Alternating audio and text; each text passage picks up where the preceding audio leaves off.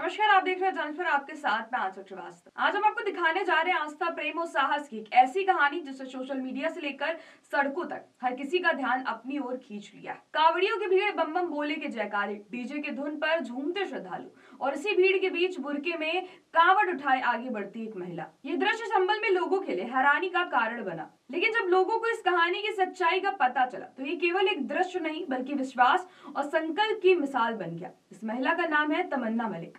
संभल की रहने वाली तमन्ना ने महाशिवरात्रि के पावन अवसर पर हरिद्वार से जल लेकर कावड़ यात्रा की और अपने संकल्प को पूरा किया। उनका कहना है कि ये केवल धार्मिक यात्रा नहीं बल्कि एक मन्नत पूरी होने की कहानी है। तमन्ना बताती है कि उन्होंने भगवान से प्रार्थना की थी कि अगर उनकी शादी अमन त्यागी से हो जाएगी तो वो कावड़ लेकर जलाभिषेक करेंगे।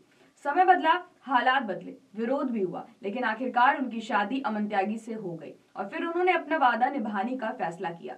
हरिद्वार से जल उठाकर संबल तक की ये यात्रा आसान नहीं थी। पैरों में छाले, लंबा रास्ता और भीड़ का दबाव, लेकिन तमन्ना के हौसले बुलंद रहे। जुबान पर लगातार हर हर महादेव और बम बम बोले के जयकारे। उनके साथ कदम से कदम मिलाकर चल रहे उनके पति अमन त्यागी। एक तरफ बुर्का, दूसरी तरफ भगवा गमछा, ये जोड़ी कांवड़ यात्रा में सबसे अलग नजर आई। लोगों की निगाहें ठहर गईं, कैमरे उठ गए और सोशल मीडिया पर वीडियो वायरल हो गया।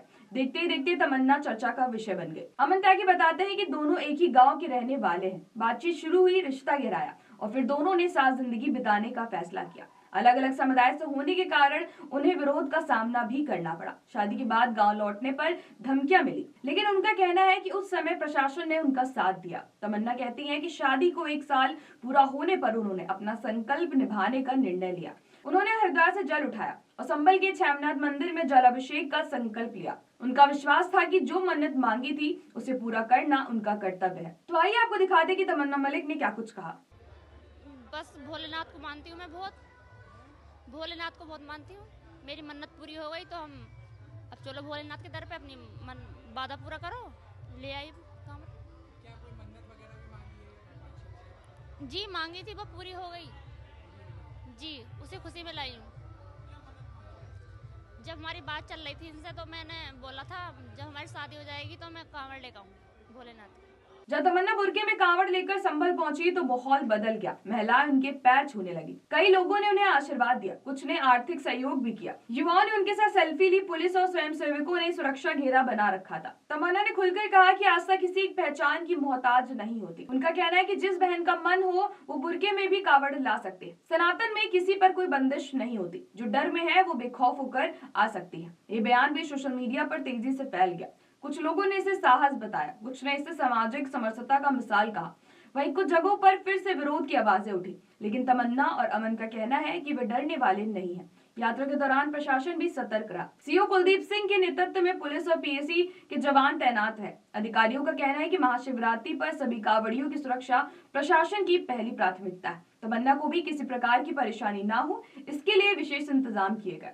अमन बताते हैं कि जहां सुरक्षा नहीं थी वहां थोड़ी दिक्कत जरूर हुई, लेकिन अब प्रशासन पूरा सहयोग दे रहा है।